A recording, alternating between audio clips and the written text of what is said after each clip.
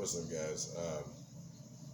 You guys are looking to buy the Sig Sauer MCX.177 caliber Canebreak Rattler assault type rifle. Don't really know if I said that right. I'm gonna tell you, man. Sig had some problems in the beginning with the MPX and the MCX, but this has the Sig Sauer Virtus, which is the .22 cal. Internals in here, so they're much bigger. I haven't gotten any leaks yet. I've put about 1,000 rounds through the thing.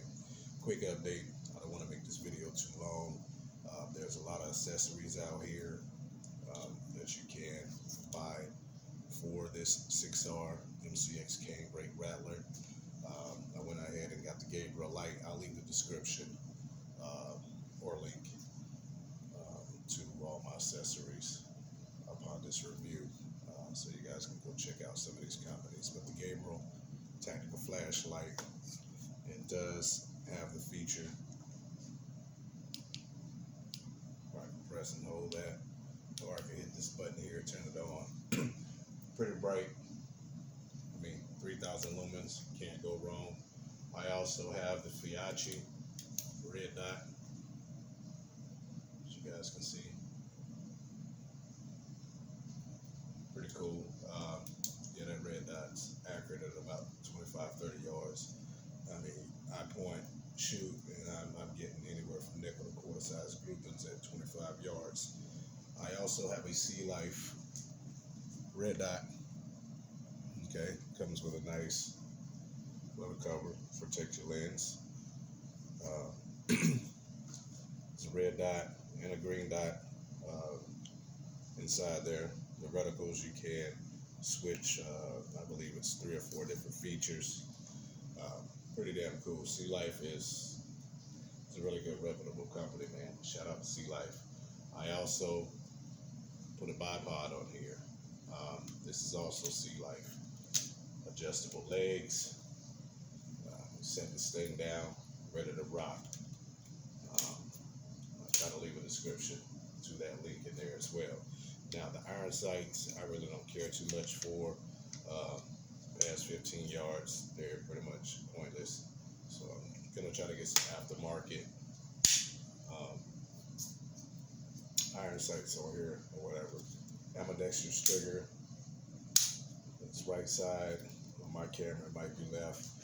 But if you're right or left-handed, it does have the ambidextrous trigger for both sides. Trigger safety, rather say. There's my mag well.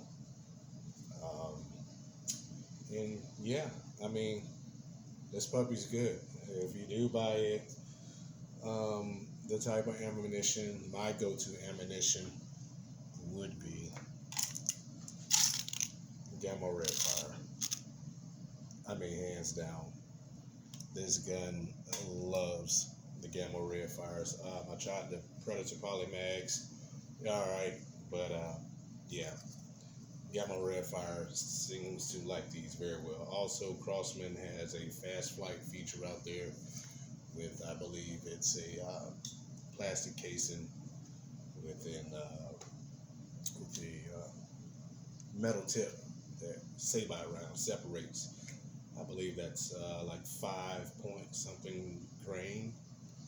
But if you want a good penetrator, those are very, very good penetrators, man. I want to upload a video later and show you guys just how well that particular pellet penetrates. .177 cal. I've fed some piranhas through here. I've fed Premier hollow points, but Gamma Red Fire is the place to go with that. Finally, last but not least, butt stock detaches. There are adapters out there, people. If you don't want to go spend a whole lot of money on 88, 90 gram CO2s, this is the way to go. I can go to Wally World and get a 40-pack, I believe. Give me a second here. I think I spent about 18 bucks. And that's Crosman, 40-pack. But usually one CO2 cylinder will get you a good mag. I mean, really, with really good FPS consistency. Um, you know, and I'm not trying to you know, make a sell point or whatever here. This is me putting over 1,000 rounds through this thing, and my adapter is, I mean, my go-to. Just pretty much screw that adapter in. Don't over tighten it.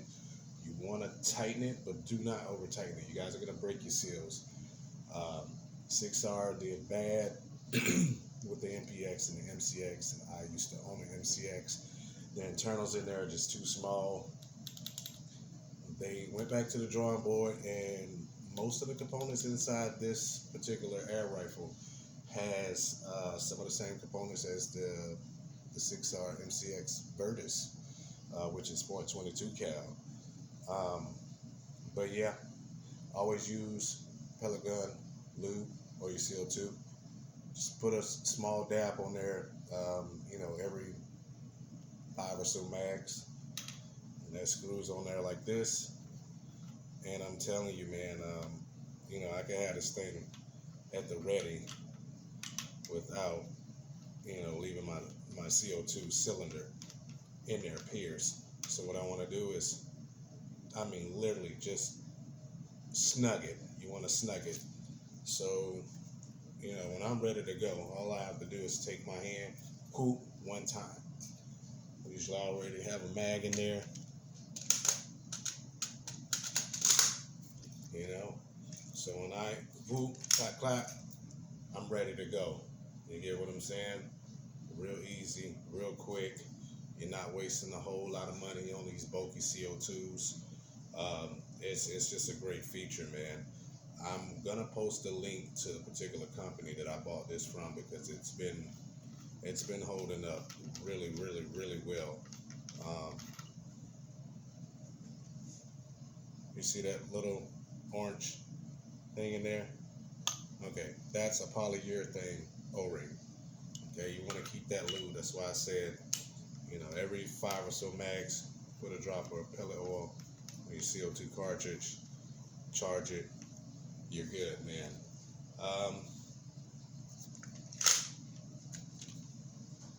Those are the red fires. I don't know if you guys can see it all that good, but man, deadly, deadly, deadly, deadly accurate. I said I wasn't gonna make this video that long, but I do have to let you guys know, especially you guys that are out there that want to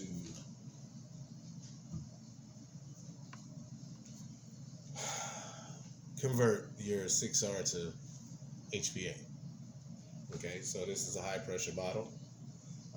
Go check out HK Army. I know they got some Ninja cylinders out there, but this is 3,000 PSI, 13 cubic inches. And as you can see, I don't know if you guys can see, that's right at 3,000. So when you go fill them up at the scuba shops, I go to scuba shop, it takes 2 minutes. I'm not trying to work a pump. This is something if you want to go out in the field and, you know, get a half a day worth of fun, you ain't got to keep changing, you know, low 12 gram CO2 cylinders or run around with that big 88. Now the thing with high pressure air is that you don't lose consistency. Your seals and all that stuff is not going to freeze up. You know, the more rapid you use CO2, the colder it gets, and that just tends to wear the internals down. But this is definitely an option.